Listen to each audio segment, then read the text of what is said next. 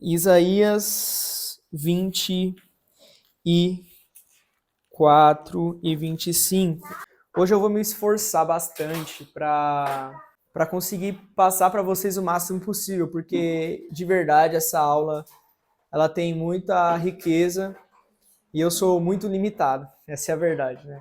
São dois contrapontos, né? A aula ela tem muita riqueza e eu sou um ser muito limitado. Mas eu espero poder trazer o máximo do que o texto revela para vocês hoje, tá? Isaías 24 e 25. Primeira coisa que eu queria trazer para vocês é o contexto que se encontra esses dois capítulos, tá?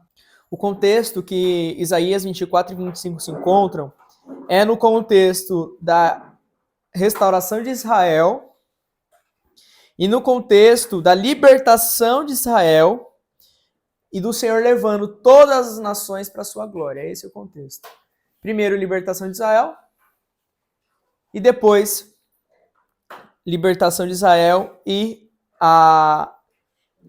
todas as nações sendo levadas até a glória de Deus. Isso daí você encontra em paralelo com Isaías capítulo 1 ao 12, que é Deus restaurando Israel. Isaías 3 ao 35 é Deus libertando Israel e trazendo as nações para a sua glória. E a gente vai ver, né, nesse contexto, Isaías capítulo 1 ao capítulo 12, esses capítulos abordando os acordos de Deus com Israel e o seu compromisso em liderá-los ao destino profético deles, que está lá em Gênesis 12, Gênesis capítulo 2, versículo 2, que é basicamente Deus prometendo para Israel uma terra, uma descendência, e que eles seriam abençoados e uma bênção para as nações. Então esse capítulo de Isaías 1 ao 12 vai abordar o fato de que Deus está comprometido em cumprir o que ele prometeu. Deus, a gente tem que aprender que Deus, ele é fiel. E a gente tem que ir fundo nessa verdade para desfrutar do nosso Deus, que quando ele fala, ele cumpre. A palavra de Deus tem um peso que ele não é homem nem filho do homem para que se arrependa ou para que minta. Ele faz o que ele prometeu.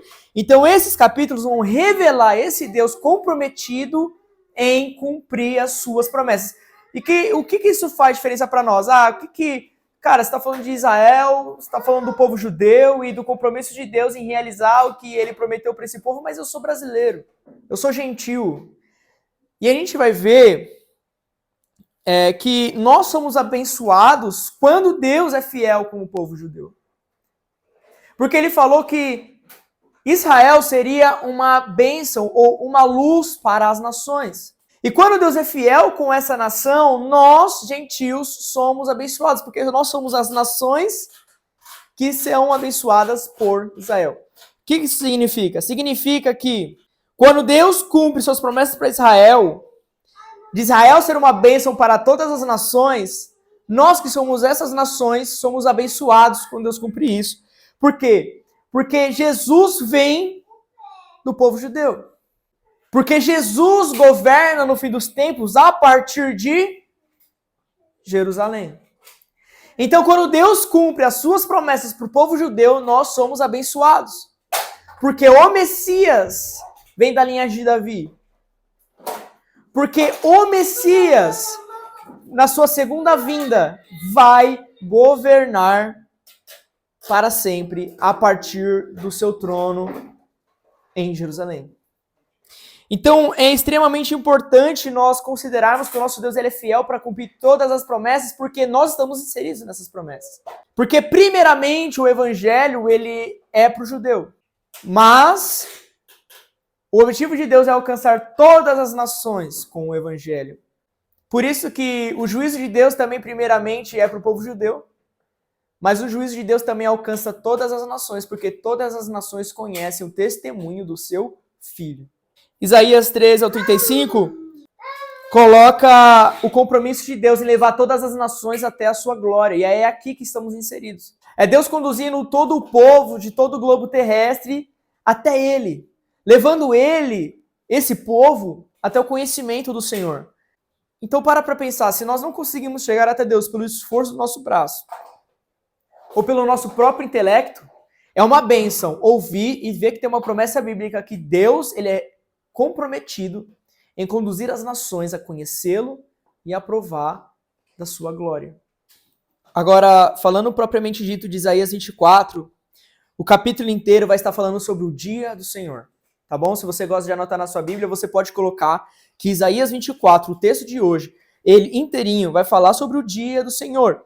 E Isaías 25 vai falar sobre o reinado milenar e os banquetes de Deus. Amém? Se você pegar Apocalipse 24 ao 27, você vai ver que, por algumas pessoas, ele é chamado de o pequeno Apocalipse de Isaías. Isso aqui é uma informação muito legal, que Isaías 24 ao 27 é um pequeno apocalipse no livro de Isaías. Isaías é um livro completo. Isaías é como se fosse a Bíblia resumida, né? Isaías ele é completo. Não é à toa que nós estamos começando por Isaías. Isaías é um dos profetas com maior conteúdo escatológico. Isaías é um dos profetas com maior conteúdo sobre a primeira vinda de Jesus e sobre a segunda vinda de Jesus.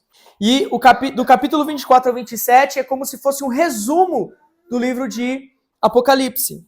A palavra profética, isso daqui é importante você saber. A palavra profética e a palavra apocalíptica. O que é a palavra profética? A palavra profética é aquela palavra que vem por profecia. A palavra profética é aquela palavra que Deus entrega a um dos seus servos e esse servo tem a palavra revelada e ele compartilha com o povo de Deus. Isso é uma palavra profética. E a palavra apocalíptica é a palavra que a gente conhece lá do livro de Apocalipse, de João, por exemplo, que significa revelação. Apocalipse significa revelação. Apocalipse não significa fim dos tempos. Apocalipse não significa fim do mundo. Apocalipse significa revelação. A palavra profética e a palavra apocalíptica, elas são comuns porque elas revelam a atividade de Deus. Então, quando o profeta tem revelação do que Deus vai fazer e ele compartilha com o povo, o profeta está falando para o povo as atividades de Deus e como elas afetam a humanidade. Agora, a palavra apocalíptica, ela revela um segredo. A palavra revelação, ela significa que você está trazendo à tona algo que antes não estava. Você está revelando alguma coisa, você está trazendo um segredo à luz. Então, a palavra apocalipse, né, a palavra apocalíptica, ela nos revela os segredos dessas atividades de Deus. O segredo do plano de Deus no fim dos tempos. Porque quando você vê a palavra profética, a gente pensa até que o mal vai vencer o bem. A gente pensa que o mal vai prosperar. Só que quando a gente vê a palavra apocalíptica, a gente vê que Deus tem um plano para sobressair, vencer o mal. Então é bem interessante que tudo que a gente está vendo aqui é um resumo de Apocalipse. E como o Novo Testamento revela esse triunfo? Amém? Porque, vamos lá, Apocalipse é a revelação do plano de Deus e como ele vai triunfar sobre a morte. Como ele vai triunfar sobre o pecado. É uma questão que nós devemos ter. Nós somos cristãos, servimos o Senhor, devemos ter essas questões. Como o meu Deus vai triunfar sobre a morte? E o Novo Testamento vai revelar, primeiro, quando Deus se faz homem. Os judeus, eles achavam e pensavam que viria, em primeira instância, um guerreiro, destruir os seus inimigos, que na época era Roma. Eles aguardavam um guerreiro, um homem que liderasse um grande exército, e de fato Jesus é essa pessoa, só que no fim dos tempos. E eles esperavam essa figura do Messias. Só que os apóstolos, eles compreendem depois que o plano de Deus, ele se desenrola com o Filho do Homem primeiro vindo como servo sofredor, de Isaías 53. E depois esse Filho do Homem vindo como o guerreiro de Isaías 63. Então, o Novo Testamento revela como Deus vai triunfar sobre a morte, sobre o pecado no fim dos tempos. Primeiro, Deus se fez carne. Segundo, esse Deus que se fez carne enfrentou as nossas aflições. Né? Isaías 53, 4 e 5. Terceiro, ele pagou pelo nosso juízo. Ele morreu no nosso lugar. Cara, o judeu esperava que Jesus viesse e multiplicasse espada, não pães. O judeu esperava que ele não chamasse 12 para pregar as boas novas, mas que chamasse 1.200 para uma batalha. Só que os apóstolos começam a entender que Deus primeiro tinha que se fazer carne. Deus tinha que enfrentar as nossas aflições, as nossas dores. Ele tinha que pagar pelo nosso juízo. E aí Colossenses 2, 14 e 15 vai falar que ele triunfou sobre o pecado e sobre as trevas. E aí a gente começa a ver esse filho do homem marchando e desenrolando o plano de Deus com autoridade e poder, quando ele começa a triunfar sobre o pecado e sobre a morte. E aí, qual que é o ponto final de Deus triunfando sobre o pecado e sobre a morte? Apocalipse 5, versículo 4 ao 7. É esse Messias, é esse Deus em carne, que foi primeiro um servo sofredor, uma ovelha muda ao matadouro, que apanhou de romanos e não chamou legião de anjos, que foi chicoteado e não interviu com todo o seu poder, sendo 100% Deus, foi 100% homem, sentiu as dores. Aí o texto fala que pelas suas pisaduras nós fomos sarados. Ele foi até a morte cruz, ele triunfou sobre a morte, sobre o pecado, sobre as trevas. E aí, qual que é o último ponto de Deus triunfando sobre as trevas? É quando ele confronta escatologicamente o mal por meio de Jesus crucificado. E aí tá lá em Apocalipse 5, 4 e 7. João chora. João olha para um plano nas mãos de um anjo. Você lembra do que fala Apocalipse 5? Você lembra? Ou você está ouvindo só por osmose, assim, tipo, ele está falando e isso está entrando de alguma forma em mim? Ou você está pensando nas palavras que estão sendo ditas? Apocalipse 5 vai mostrar João chorando quando ele vê um plano que não pode ser aberto. E aí que está a chave, aí que está o grande propósito. O único que é digno de abrir esse plano, o único que é digno de desenrolar esse testamento que a terra pertence a Deus e onde está todos os segredos do plano de Deus é o Cordeiro que está no trono. Então o nosso Jesus é o centro desse plano que se desenrola, onde o fim é a treva, a morte e o pecado, subjugado debaixo do nosso Deus. E aí também tem 4 pontos que eu queria falar para você, que o Senhor ele está comprometido em fazer Israel, olha, o Senhor está comprometido em fazer Israel viver todas as promessas que Deus fez a Israel, e ele está comprometido em levar todas as nações à sua glória. Primeiro, porque ele revela a sua disciplina de acordo com a aliança. Se você for em Deuteronômio 28, tem aquele texto famoso, né? Você será abençoado no campo, você será abençoado ao entrar, ao sair. E aí a gente pega esse texto e lê para os nossos filhos. A gente pega esse texto e a gente declara nos nossos cultos. Só que esse texto, do versículo 15 ao 68, mostra que Deus também tem um compromisso em disciplinar o povo dessa aliança. A gente gosta dos benefícios de ser obediente a essa aliança, né? Olha, eu vou ser abençoado onde eu for, eu vou ser abençoado onde eu entrar e sair, onde eu colocar a planta dos meus pés, onde eu colocar a minha mão, vai ser abençoado. É o que Deus fala para aquele que cumpre a aliança, para aquele que cumpre seus mandamentos. Só que Moisés, ele cita 3 vezes mais coisas negativas nesse contrato de aliança do que positivas. É porque a gente para ali. Abençoado ao entrar e sair. Abençoado onde você colocar sua mão. Abençoado onde você for a planta dos seus pés. Só que se você continuar o texto, as maldições para quem não é fiel a essa aliança são 3 vezes mais. Aí você pergunta, por que grande tribulação? Por que Deus vai fazer isso? Por que o dia do Senhor? Porque o povo, a gente vai ver no texto de Isaías 24, porque o povo da terra quebrou a aliança de Deus. Então, quando Deus ele disciplina, quando Deus ele traz juízo, mostra que Deus, ao contrário do que muitos pensam, né? Nossa, olha só, Israel está abandonado, Israel está em guerra, Israel, nossa, cadê o Deus de Israel? Na verdade, quando os juízos de Deus são vistos pelos nossos olhos, significa que Deus continua comprometido com a aliança dele, porque a aliança dele com o seu povo inclui 3 vezes mais consequências pela desobediência do que pela obediência. Próxima vez que você citar Deuteronômio 28 em voz alta, abençoado serás ao entrar, ao sair, no campo, por onde pôr sua mão, você vai lembrar disso.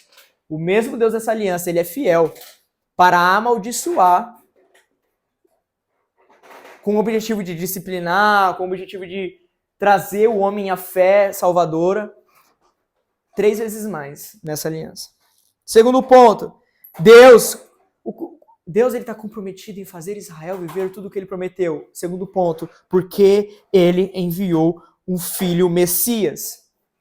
O fato de Deus ter enviado um Messias significa que ele ainda continua comprometido em realizar todas as suas promessas. Ele promete libertar Israel no futuro.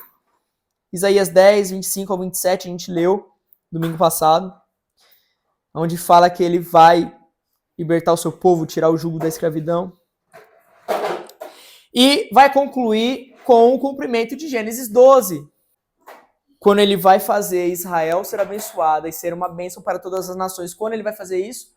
Quando Jesus estiver num trono, governando todas as nações, e a terra estiver cheia do conhecimento da glória dele, a gente vai olhar e vai falar, de verdade, Israel é uma bênção para todas as nações.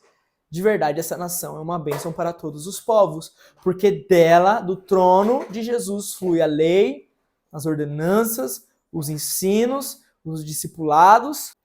E até tem um texto que eu gosto muito de Isaías 66, que fala no versículo 10. 66, versículo 10. Regozijem-se com Jerusalém e alegrem-se por ela, todos vocês que a amam. Regozijam-se muito com ela, todos vocês que por ela pranteiam, pois vocês irão mamar e saciar-se em seus seios reconfortantes, e beberão à vontade, e se deleitarão em sua fartura. Quando eu olho o Theo sendo amamentado pela Bianca, dá para ter uma pequena noção do que esse texto está dizendo. O Theo não precisa fazer nada, a não ser usufruir do que o próprio corpo da mãe dele gera. Ele está lá num colo confortável, quente, mamando um leite que você não compra no mercado, mas que o corpo de um ser humano feminino gera. Então, no fim dos tempos, se você ama Israel, se você compreende o plano de Deus, você vai ser como essa pessoa que vai ficar confortável e vai ser saciada por tudo o que Israel vai ser para as nações. Paulo até fala, se por esse breve momento que Israel está afastada de Deus pela revelação de quem Jesus é, a gente é abençoado, imagina com Israel salvo. Imagina com Israel restaurado. Quão maravilhoso será para todas as nações. Amém? Vamos entrar agora no texto. Vai começar então assim. Vejam, o Senhor vai arrasar a terra e devastá-la, arruinará sua superfície e espalhará seus habitantes. Versículo 2. Será o mesmo para o sacerdote e o povo, para o senhor e o servo, para a senhora e a serva, para o vendedor e o comprador, para quem toma emprestado e quem empresta, para o devedor e o credor. O que esse texto está querendo dizer? Ninguém irá escapar do juízo de Deus no fim dos tempos. Amém? Primeira revelação sobre o dia do Senhor é: ninguém irá escapar. É por isso que ele cita uma lista extensa, né? O sacerdote e o povo, o vendedor e o comprador, o devedor e o credor. O que empresta e o que toma emprestado. Todos. Ninguém escapará do dia do Senhor. Mais à frente vai mostrar consequências terrenas. Por exemplo, versículo 4. A terra seca-se e murcha. O mundo definha e murcha. Definham os nobres da terra. A terra está contaminada pelos seus habitantes porque desobedeceram as leis, violaram os decretos e quebraram a aliança eterna. Por isso, versículo 6, a maldição consome a terra. Amigos, você lembra qual é a última coisa colocada por Jesus para que o fim venha? Você lembra? Qual que é a última condição na narrativa do fim dos tempos que Jesus coloca para que o fim venha? E este evangelho do reino será pregado para todos os povos, em todos os cantos da terra. Então, quando a gente vê no texto, versículo 5, violaram os decretos, quebraram a aliança eterna, nós estamos falando de um contexto onde a pregação do evangelho vai ter alcançado todos os povos, todas as nações. E naquele dia, você, acredite ou não, vai haver uma grande resistência e indiferença global a essa mensagem. A mensagem do evangelho vai ser pregada a todo o mundo, mas a sua grande maioria vai negar essa mensagem. O texto de Hebreus 2, versículo 2 ao 3, vai falar que na antiga aliança, a mensagem não é pregada por anjos. E olha o que aconteceu com cidades como Sodoma e Gomorra. Se Nínive não tivesse se arrependido com a pregação de Jonas, o que não estaria reservado para ela? Então eu quero que vocês prestem bastante atenção, porque agora a mensagem da nova aliança é testemunhada pelo seu próprio Filho, pelo Filho de Deus e pelos que o ouviram. Então agora o evangelho vai ser pregado sobre todo o mundo e todas as nações vão escutar o testemunho do evangelho. E a gente vai entrar numa série de mensagens para você aprender o que é evangelho. Evangelho não é a biografia de Jesus. Evangelho não é só os 4 livros da Bíblia. Mas o evangelho vai ser pregado. E vai haver uma grande indiferença. E essa indiferença vai acender o juízo de Deus sobre toda a terra. Aqui é o motivo. Por que grande tribulação? Motivo. Porque a terra está contaminada pelos seus habitantes. Porque quebraram os decretos e a aliança. Mais pra frente a gente vai ver que diante dos juízos de Deus não vai haver mais alegria. As pessoas vão se reunir, as pessoas vão falar, vamos na casa da outra, vamos comprar bebida alcoólica, vamos se embriagar, e elas não vão conseguir achar alegria. Versículo 7. O vinho novo vai-se e a videira murcha. Todos os que se divertiam gemem. O som festivo dos tamborins foi silenciado. O barulho dos que se alegram parou. A harpa cheia de júbilo está muda. Já não bebem vinho, entoando canções. A bebida fermentada é amarga para os que a bebem. Olha só o contexto do fim dos tempos, o contexto dos juízos de Deus. As pessoas vão tentar ir para o barzinho, cantar pagode e tomar cerveja. Mas não vai ser suficiente, elas vão ser infelizes. Por quê? Porque Deus vai estar julgando a terra. As pessoas vão procurar álcool e bebida. Tem 2 opções, ou elas não vão encontrar, ou nenhum álcool na face da terra vai ser suficiente para elas afogarem a mágoa delas. É o que o texto bíblico fala. Não vai ser encontrado som de instrumento nas ruas. Por quê? Porque o dia do Senhor chegou. Porque Deus se levantou do seu trono e vai julgar a terra. Você entende a gravidade, a seriedade dessa verdade?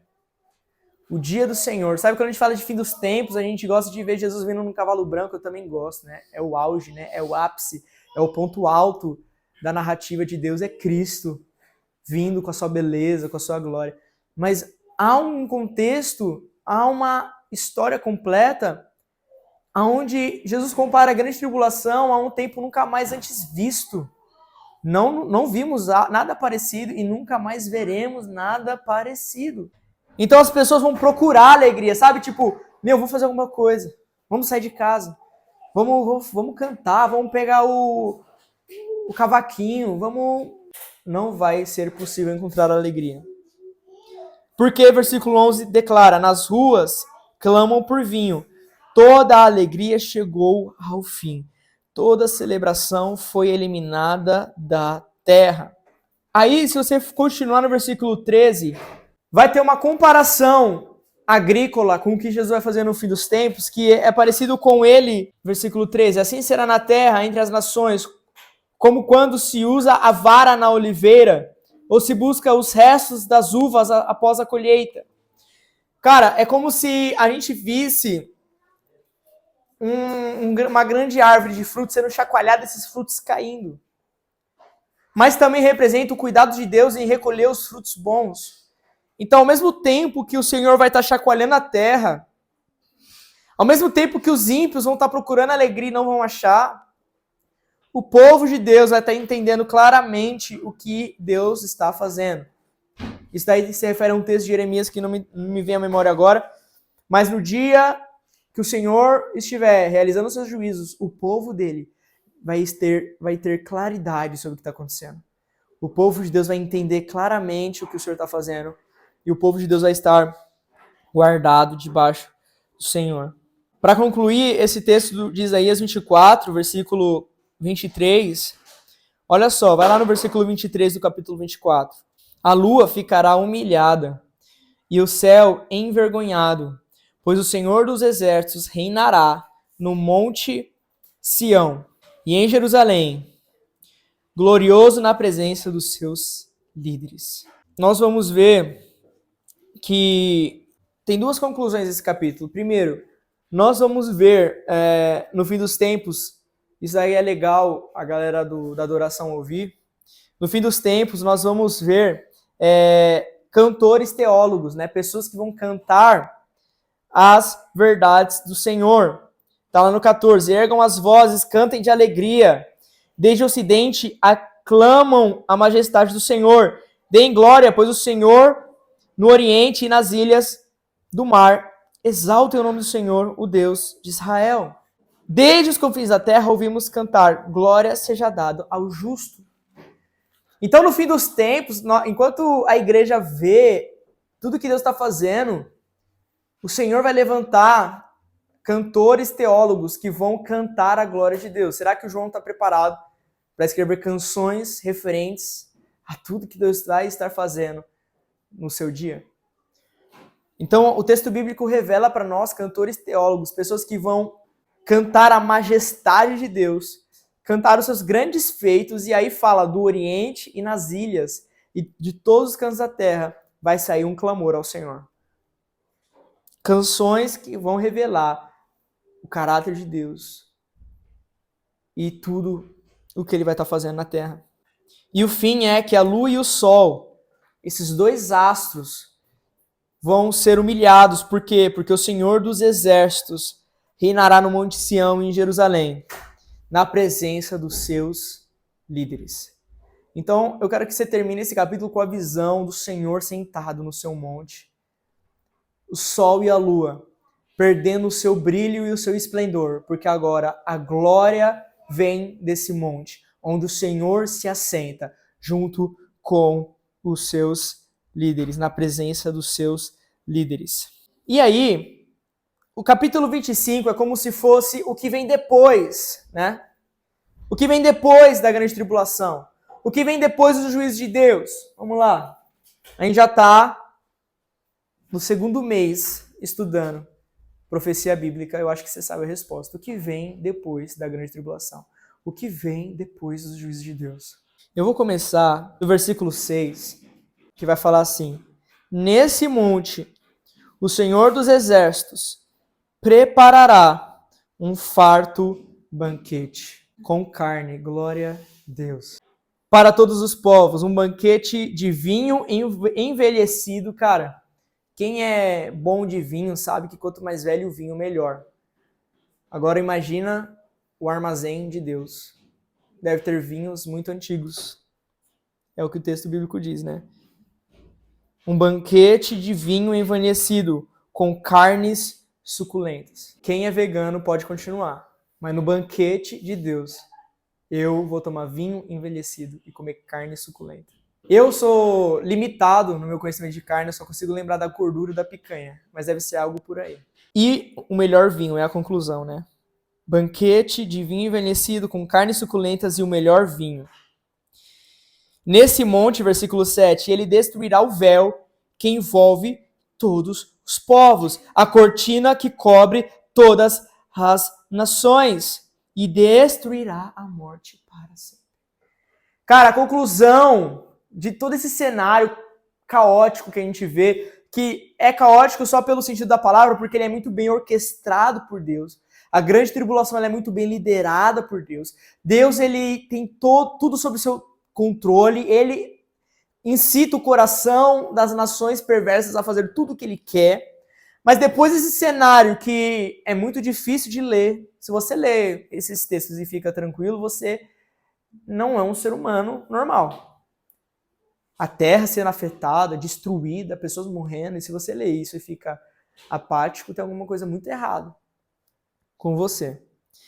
Depois de todo esse cenário onde Deus, ele julga a terra porque a terra quebrou o decreto da sua aliança, foi insensível ou não correspondeu aos seus mensageiros que pregou o evangelho por toda a terra, depois de Deus julgar a terra e tentar levar o máximo de pessoas à fé salvadora em Jesus Cristo, ele vai reunir o seu povo e vai fazer um grande banquete. Essa é a famosa bodas do Cordeiro.